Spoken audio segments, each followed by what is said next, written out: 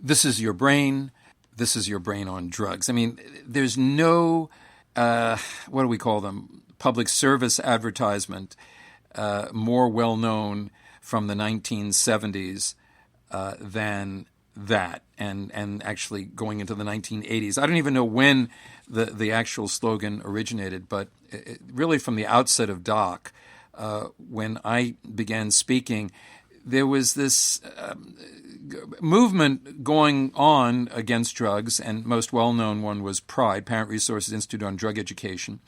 And Buddy Gleaton, who was the founder, a physical education professor at Georgia State University, we were connected, and he invited me to speak at their early meetings. And there was this kind of slight discomfort because I was focusing on tobacco, and he was focusing on cocaine, marijuana, and the so-called illegal drugs.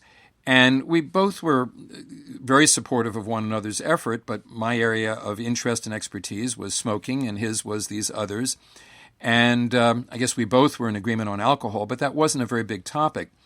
But everybody was watching these ads on TV with the frying pan and the eggs and the egg, and then this is your brain, and then breaking the egg into cooking it in a frying pan. This is your brain on drugs. So I would start my presentations, at least early in the talk, by saying, I've been reading and talking to a lot of students and particularly grade school students, and I would say this to high school students or college students.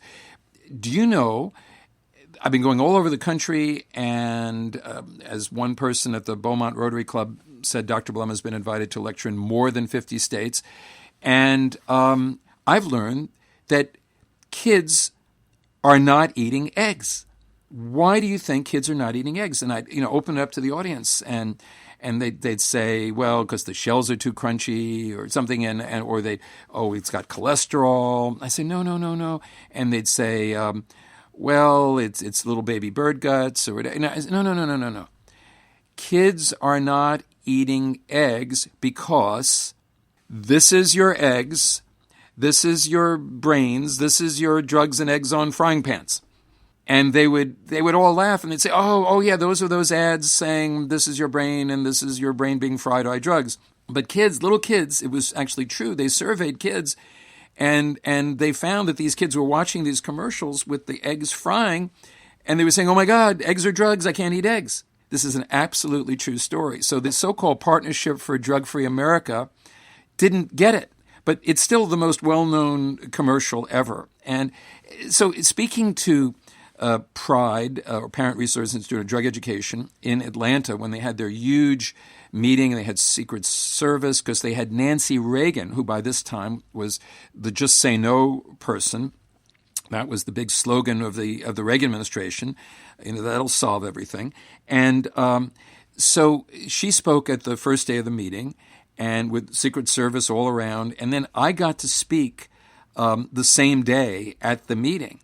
And I knew it might not go over, but I included a slide among the many tobacco slides that I was doing of Ronald Reagan for Chesterfield. And there it was. It's a classic advertisement. And then I said, not many people realize, Nancy Reagan was also an actress and a model, and she was in advertising too. And the next ad was a Nancy Reagan lookalike walking a dog and saying to the sky, my good news, my constipation worries are over. And it was an ad for some constipation medicine.